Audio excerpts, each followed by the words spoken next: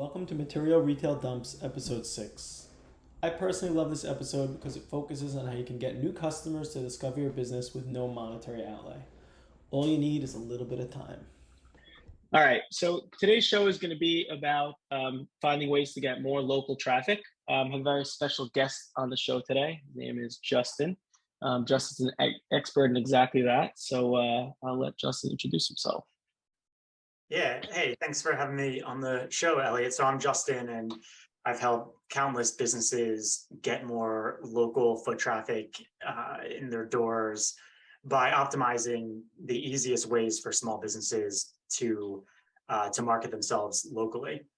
And I'm excited to share some info. Awesome. Thank you so much for joining us. So we'll jump right into it. We like to keep it quick, straight to the meat of the topic. I'm going to ask you a few questions, and can't wait to hear your insights.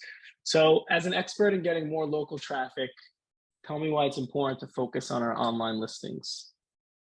It's hugely important to focus on your online listings because 9 out of 10 people now, when looking for any kind of business, are going to turn to Google or Bing or Apple Maps or any kind of online search platform or directory and type in something like children's clothing store near me. And those are the most likely consumers to go and actually make a purchase. It's something like around 74% of people that search for something near them will actually go visit them within 24 hours or complete a purchase. And so you'll get your business right in front of the people that are most likely to become a customer when you focus on your online listings.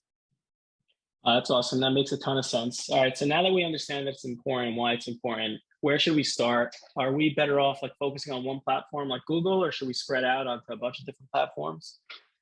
It's a good question. Google's definitely the most important. That's where about 90% of all search traffic happens. And so you definitely want to spend the most amount of time focusing on optimizing your Google profile, because let's say, not all consumers will type in the name of your business or even clothing store when looking for a clothing store. They might actually start their search by typing in the name of a brand. And so when you're looking at optimizing your profile, you need to really think about all the different things that your potential customers might be searching for, so you can add that information to your Google profile so that Google knows to show you when someone's searching for that. So if there's a brand that you sell, you definitely want to let Google know. But even though Google's the most important platform out there by far, you still need to add your information to sites like Facebook and Bing and Yellow Pages. And that's because Google will actually cross-reference your business information on various platforms online just to make sure that what they have for you is accurate. So these will add some confidence to Google for your business if everything is in sync everywhere. And so although Google is the most important, you definitely need to focus on optimizing your profiles on various platforms just to further help your Google rankings. Awesome. That's great feedback. So if I have a $0 budget, I want to spend nothing on this, what should we do?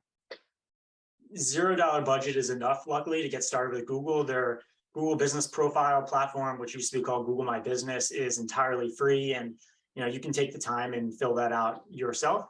You'll just want to be very aware of what will help you rank, and so you want to do some research if you're going to do this yourself to make sure you put in the keywords that matter and the proper images and stuff like that. So definitely start with creating your Google Business Profile, then moving on to Facebook and a bunch of other platforms that Google will look for. That's awesome. That's awesome. All right.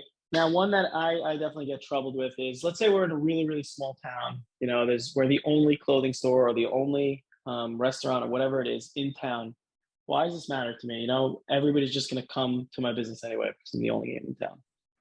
Yeah, there's a couple of good reasons for this, actually. So again, if Google doesn't know exactly what you sell or what services you offer, then you're not going to rank for those keywords. So let's say you're a boutique and you sell, 30 different brands, and you also do tailoring services. If you didn't tell Google that you are a tailor as well, then when someone searches for a tailor near me, they don't know that you can actually offer that service. So you really need to educate Google so that they can help you show up, not just for your primary keyword like women's boutique, but also for things like tailors near me or maybe, shoe repair near me, or other services that your business offers.